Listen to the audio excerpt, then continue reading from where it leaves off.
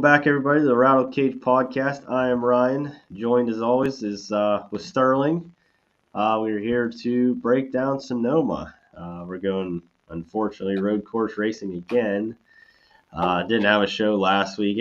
It's hard to get excited about, in my opinion, excited about Chicago Street Course. It ended up being a pretty decent race, but I just never been a fan of the track itself. What do you think, Sterling? Yeah, the first one. I thought it was cool just because it was the first one, but I'm kind of Yeah, over it now. Like if we're gonna do a street course, rotate cities. yeah.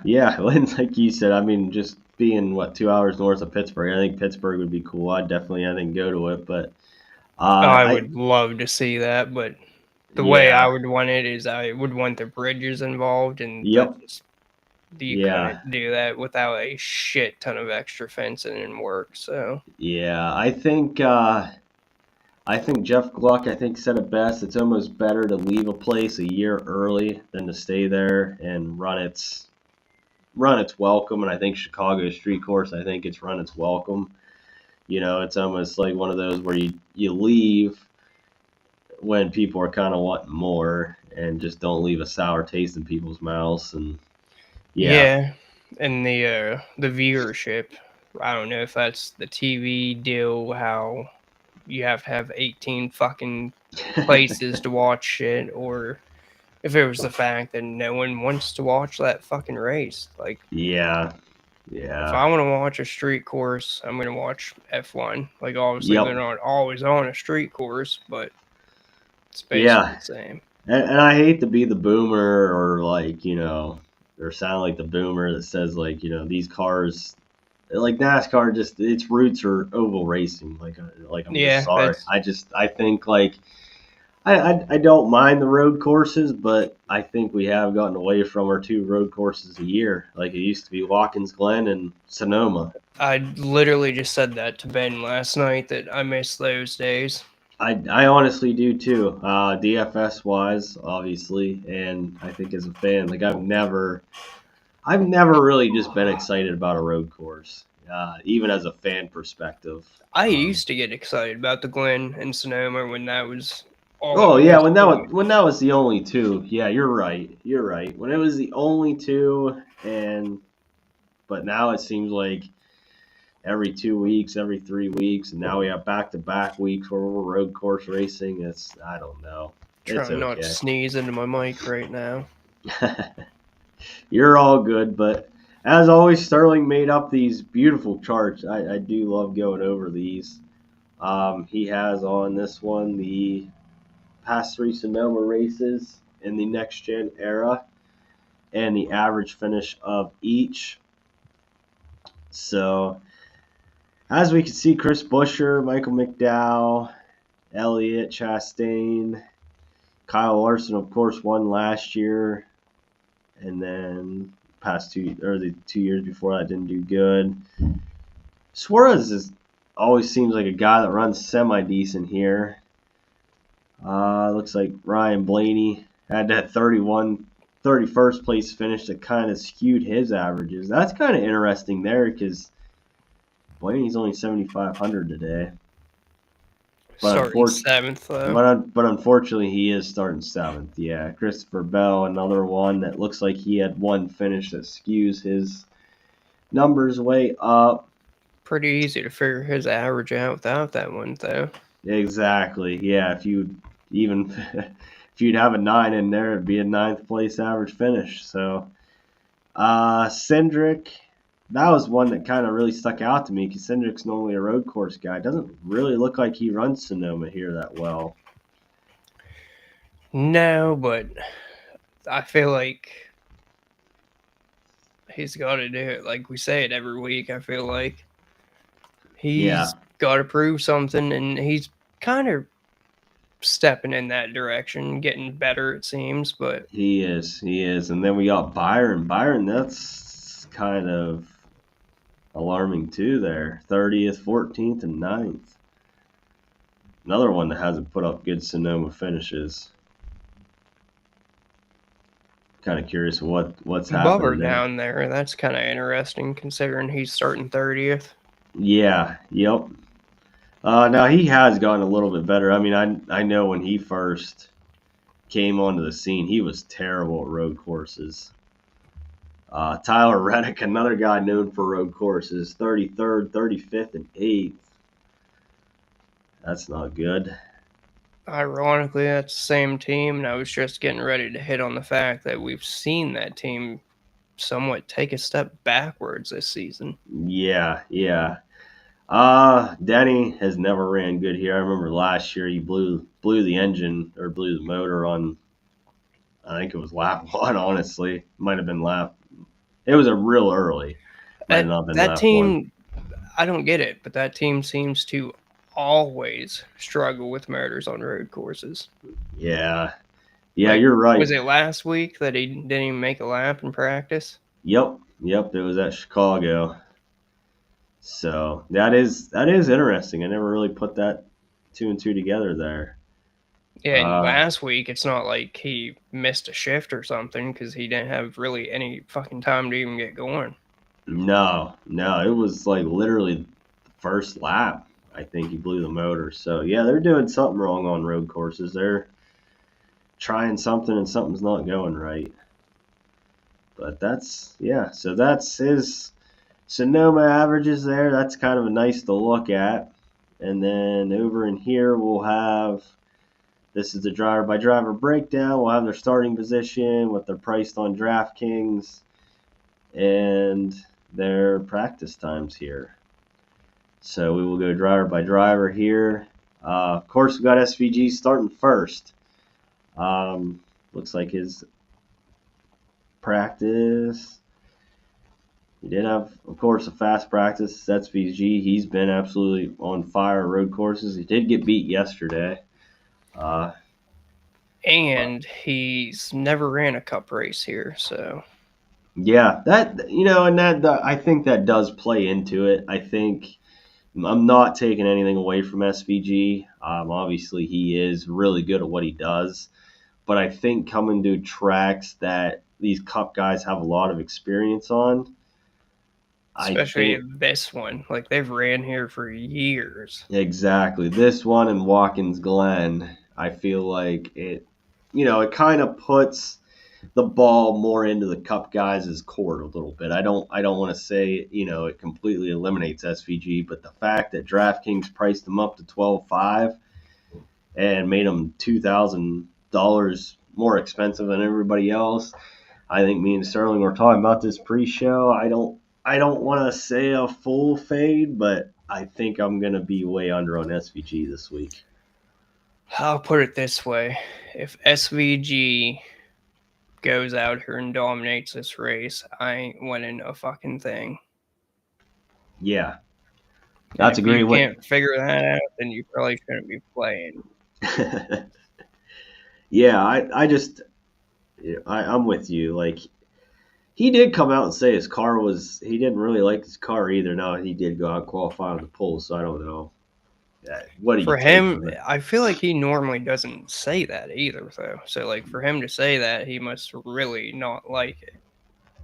Yeah, I know you talked about it pre-show, and I kind of agree. I think there's a lot of fast guys out here today, and just if SVG I think was 11,000, I think you could fit him in a little bit more, and I'd feel more comfortable. But at 12.5, you're dumpster diving, See here and real quick. That's like damn near 70 points he's got to hit. yeah, and you got to Not quite, remember 62 and a half. 62 and a half. Yeah, and There is there's 110 laps, so like that's very easy to do. He I just didn't think he didn't dominate like I expected him to yesterday. And yesterday he was hands down the fastest car in Xfinity practice. And he's not even the fastest car in Cup practice. He's obviously on the no, pole, but I don't think you play SVG today. no. I'm right there with you. It might be a complete full fade for me also. It might be the ballsy move. I'm curious to see what his ownership comes in at though at 12.5 because I think a lot of people are going to be I haven't watched a lot of other DFS players to see what they're thinking, but I'm kind of curious. Do people still play him a lot just thinking he's going to dominate because he has been on a tear? Or do people see that price tag and kind of steer away? So next up, we got Kyle Larson. I saw a stat with Larson. He like his last 6 weeks have not been good. Um, but starting 11th, did have a fast practice. Median speed rank was first. Yeah, it looks like a lot of green.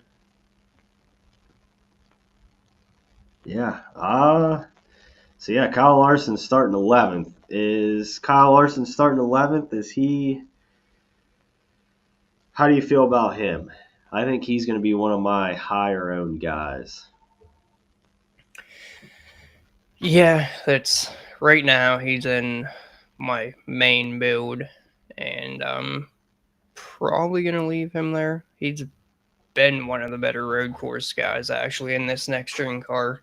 Yep. He dominated one of these races, and I want to say there was another one here at Sonoma that he should have won, and something happened.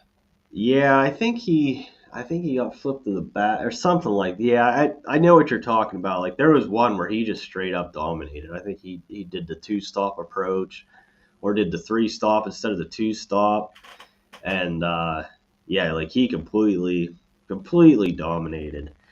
So yeah, he's gonna be one of my high owned guys for sure. Tyler Reddick.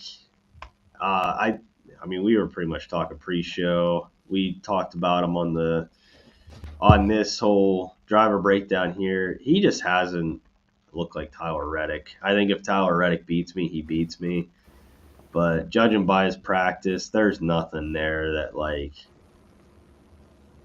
I might get one or two lineups with him just so I have like a little bit of exposure, but I'm not in it. I'm not into it at all. Now, if I'm gonna play him, I'd rather play William Byron.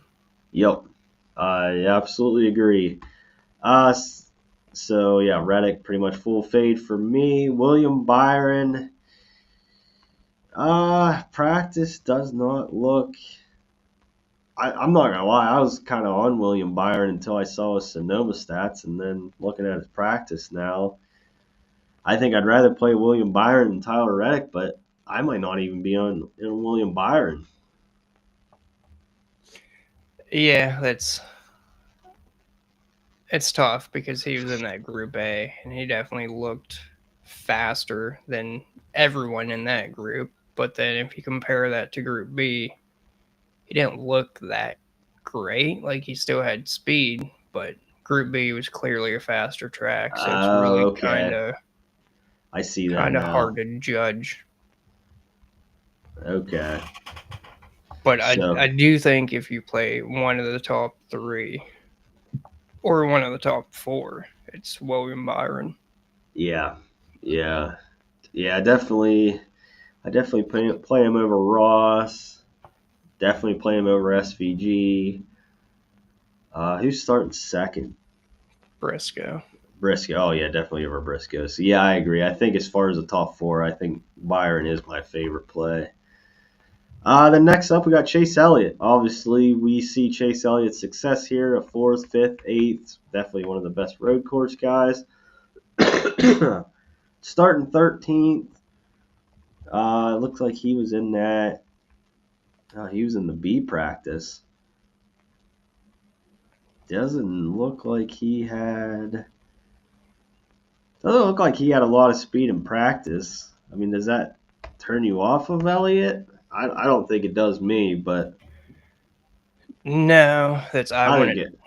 Elliott's a guy I think that gets it figured out. Yeah, that's I.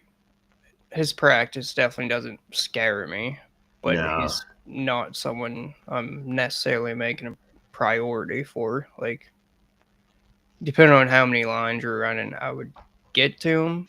But if you're doing one line, I wouldn't be afraid of not playing him. absolutely. I think he'll be a high owned guy just because of the name. I would say.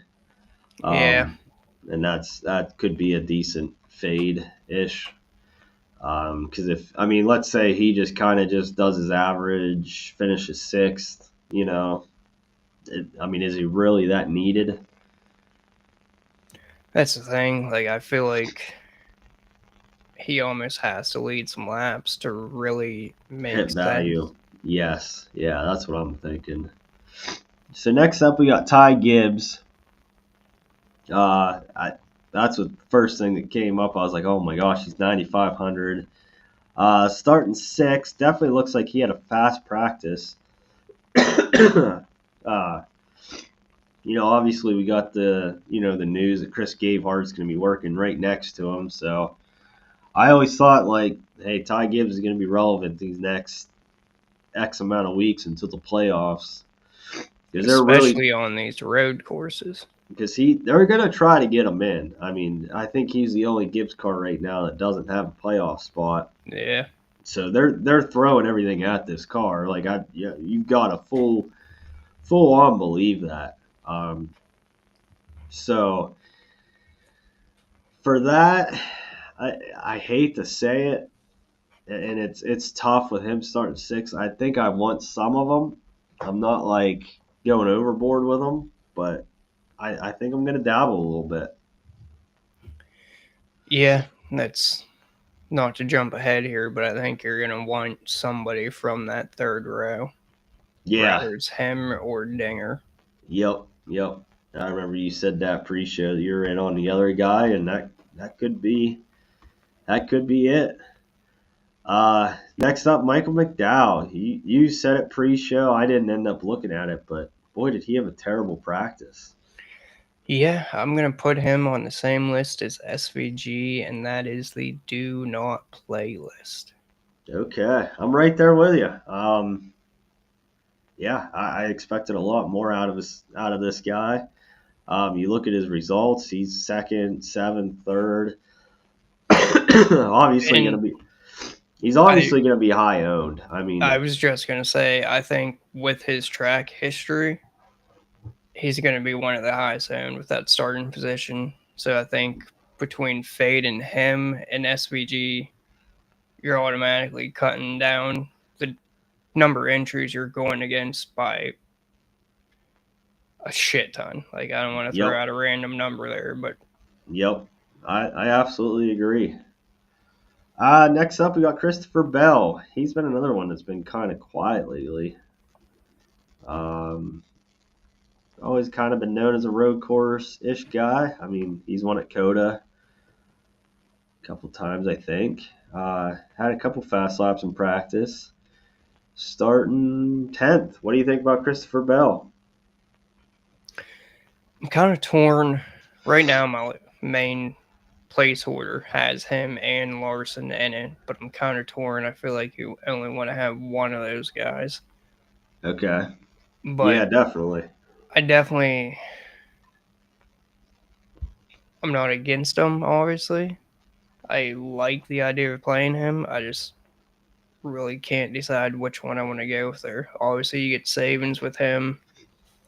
I think Larson's more likely to lead, but Christopher Bell is definitely a guy that's going to be in the player pool in several lineups. Yes, yes, I agree. I agree. The next up, we got your guy that you're itching to talk about here, AJ Allmendinger, starting fifth. Definitely fast in practice. What do you think about Allmendinger? I think it's his race to lose.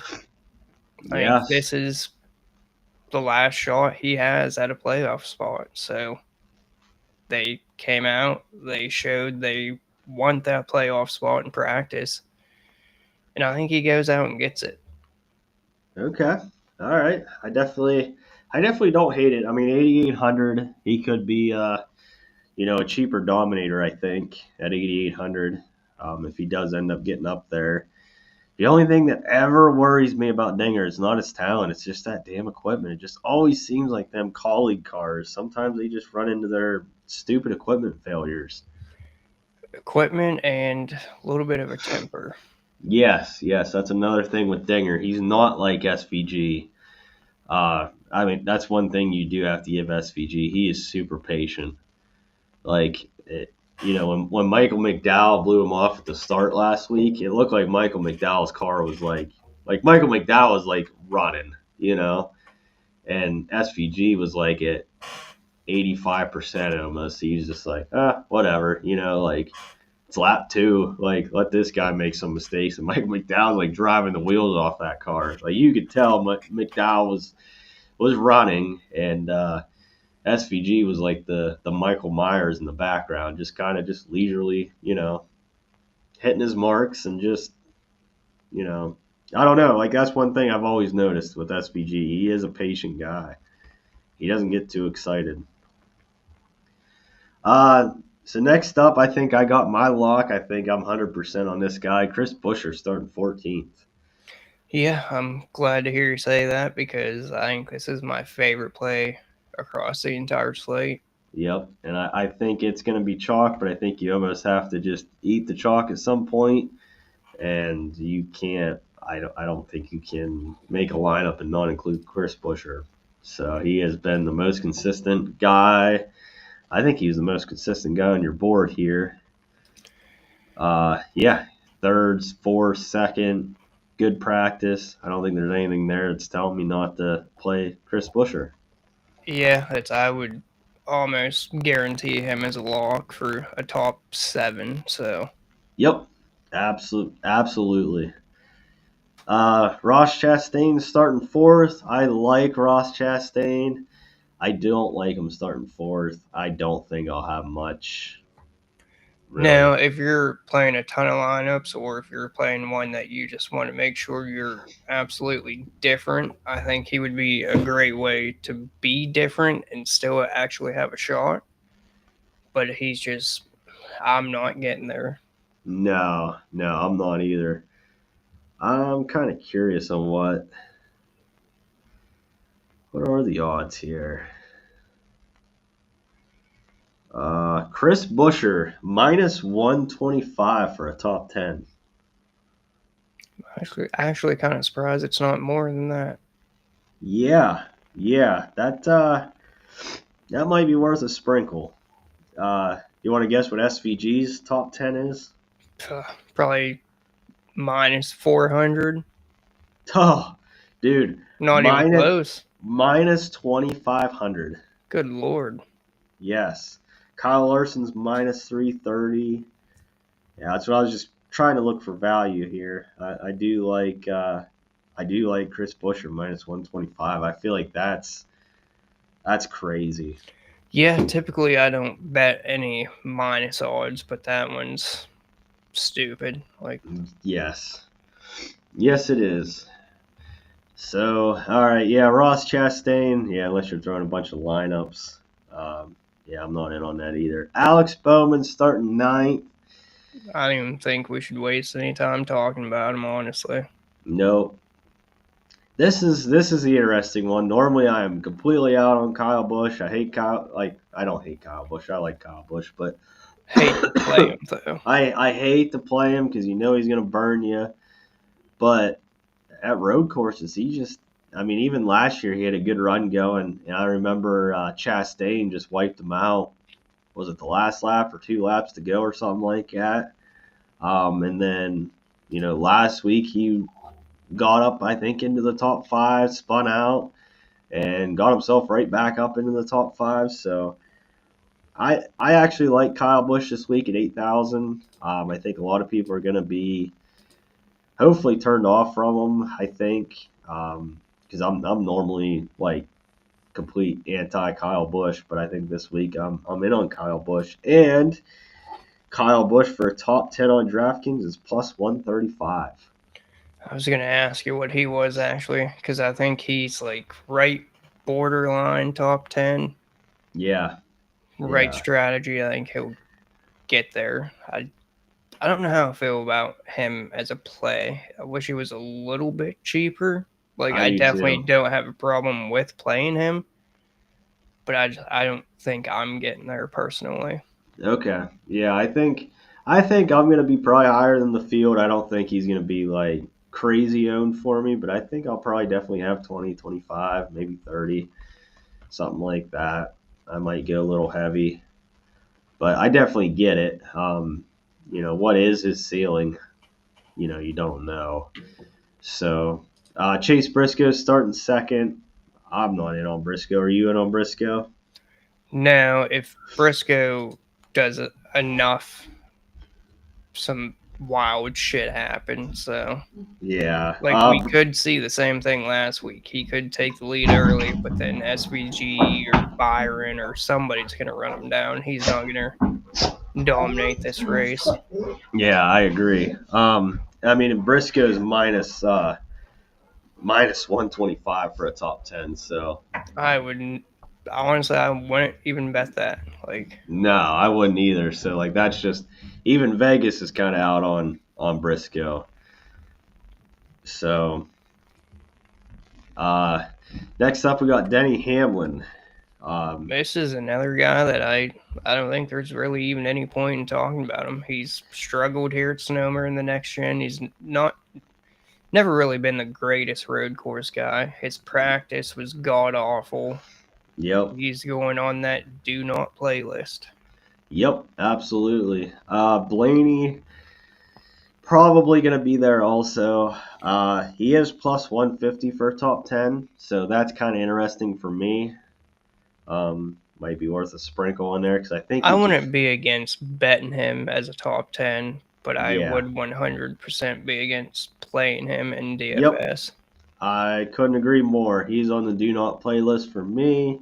I might sprinkle a little bit on a top 10, possibly like a Blaney and Busher top 10 parlay. That would be plus 350. That'd be I crazy. really like that, actually.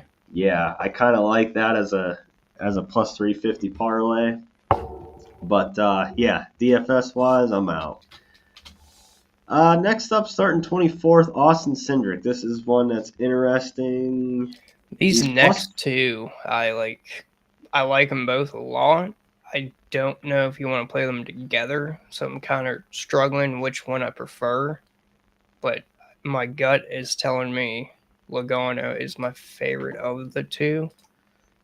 But Yeah, if you look at practice, Logano definitely looked to be the better car. right, right. So Logano's plus 240, Cindric's plus 400. So Vegas is agreeing with you. Yeah, Logano looks like the better car. I just feel like Cindric's the better road course racer, but yeah, Logano seems like he's got the better setup car.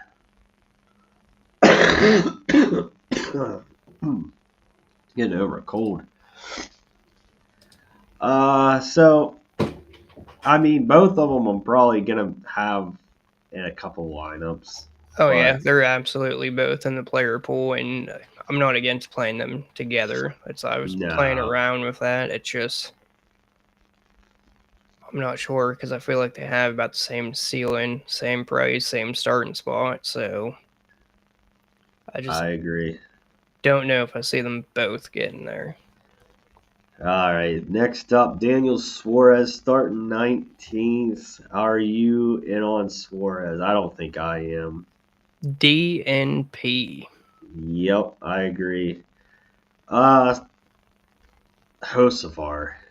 This one is one that I've looked at. I was up pretty fucking late looking at stuff, and I was debating pretty hard on what to do with him. At 7K, it's hard I, to not have interest, but the I know. practice didn't look good. I want to say he finished 17th here last year, which Uh, 17th isn't going to be enough. yep, 17th. He did finish here last year. But he's been good. Like I think at that price, at that starting point, he's going to be high owned. I think I Yep, might just fade him to try and get different. and hope that he has one of his over aggressive moments, and because he's definitely not made any friends. So No. I'm just kind of curious what his top 10 plus 330. So yeah, Vegas don't even think he's gonna get into the top 10. These next two, before we get into their practice and whatnot, they're going to be really interesting because Bubba is currently +2 of the bubble and Priest is -2 of the bubble. Yeah. So I feel like these guys, we could see these guys both go for stage points. Yeah, you're exactly right. So that could hurt them in the long run. Um, it could help them get up front, but hurt them in the long run. So for that, that's going to hurt them as far as DFS wise for us. Like if you could, you can't, not that I've seen, but if you could bet top 10 stage finishes, I wouldn't be against parlaying these guys. But No. I Priest, I'm not against playing. Bubba, I think I'm out on. Yeah. Yep, I completely agree. It's going to be interesting just because the cut line. Bubba Wallace has become a better road course racer, but yeah, Then I if you think, look at practice there, Priest was clearly faster. yeah, yeah. And 2311, I think, has a lot more going on behind the scenes than they're worried about this week's race. Yeah. So, next up, we got Brad Keselowski. I think Brad Keselowski's on the DMP list for me. Yeah, the price makes it interesting, and he has shown flashes on these road courses this year, but I don't think I'm getting there. Yeah, I think Gilliland will be a popular click. Did not look like he had a good practice, though. No, he didn't look good in practice. He hasn't really screwed a left a little bit more there. I don't think he's really done anything here. A Gilliland, 10th let's last look year, here. I guess, and then 2 24ths. So Okay, I he must have could missed be it. Yep, right there. an interesting play. It's just I think he's going to be very high owned down here. Very high owned. Yep, I think a lot of people are gonna see that price tag in that starting spot and click it. John Hunter Nemechek. He did finish 29th here last year, starting 18th. He is in that competition with Eric Jones, so he is, I guess, fighting for something. Um, practice looks like all over the charts. He had a few fast laps and a few slow laps. Yeah, him and Zane Smith both are like they looked fast, then didn't look fast. Zane Smith, I think he just starts too far forward. And Yeah, John Hunter, I think he's right there, borderline of starting too far forward, and I'm probably just not going to have either one. I agree. I agree. So yeah, Zane Smith definitely too far forward for me. Noah Gregson. Any interest in Noah Gregson? Definitely not a road course guy. No, we haven't seen a whole lot out of him in general, so No, no, I we just haven't. I think between like him and Gillen and AD and Jones and Stenhouse, I think all these guys are probably going to be 20 to 30% owned. That's I haven't looked at ownership. That's just a guess on my own, but Yep. I Gregson will could. probably by far be the lowest of that, so you could make that an argument to play him, but I'm not getting there. I'm not either. I'm not either. Uh, Haley looked slow as hell in practice. Yeah, and he didn't really run a lot of laps either, so I he don't. must not like that car at all. That track history is like, you could play him, but to be honest, I'm trying more of like a balanced build, so I'm really just trying to stay out of this range altogether. I couldn't agree more. Eric Jones. He he actually didn't he run decent at the Chicago last week? I can't remember what exactly he finished. I want to say he was running really fucking well and then wrecked or something. I can't remember. Oh, Something he happened might to have. him. He might have. You might be right. Uh, But he's always struggled to get finishes on road courses. Like he runs well, but then something happens. yeah. Yeah, stage 2, he finished ninth, so he was up there. I mean, he could have flipped the stage too, but I could have swore he was up there running pretty good. Starting 31st, I don't think I'm like super afraid to click Eric Jones. How did he run here? Past results. Eric 19th, 32nd, 22nd. So not great, not terrible. I am I crazy to think that I'm almost like Austin, his Austin track Dillon? history makes me really want to consider playing him. Yeah, I think I'm in on Austin Dillon. Honestly, I think if I'm down in this range, it's going to be between those two, Austin Dillon and Ricky Stenhouse. Yeah, how's Ricky Stenhouse run here? He runs. Oh, he's actually not bad either. I think this kind of fits Ricky because this is kind of. I mean, am I kind of? It's kind of a faster road course. Like it's not tight and technical, you know. Yeah. Yeah, I don't mind Stenhouse. Austin Dillon in his practice was kind of right there. But I mean, this is a fuel strategy race. I mean, fuel strategy always comes into play at these damn road courses. Uh, Ty, Barry's another guy I think we just skip over, which you yeah, kind of already did, I guess. yeah. Josh Berry, I'm out on. Ty Dillon, eh. This is who is he against this week in the end season thingy? Oh shit, who is he up against? Let me Because see. I think he is like pretty serious on that thing. Yeah, he's looking for more upsets. I'm trying to see. Of course, the NASCAR app. I mean, you'd think, oh, view bracket. There it is. Oh, I gotta sign in. Alex Bowman, so he's got his work cut out this week. Yes, he does. Yes, he does. But like you said, he is looking for that. I'm not afraid to play Ty Dillon. I'm not like overly eager to play him, but I honestly I really like the Austin Dillon play. And then the other people. I mean, do we really got to talk about?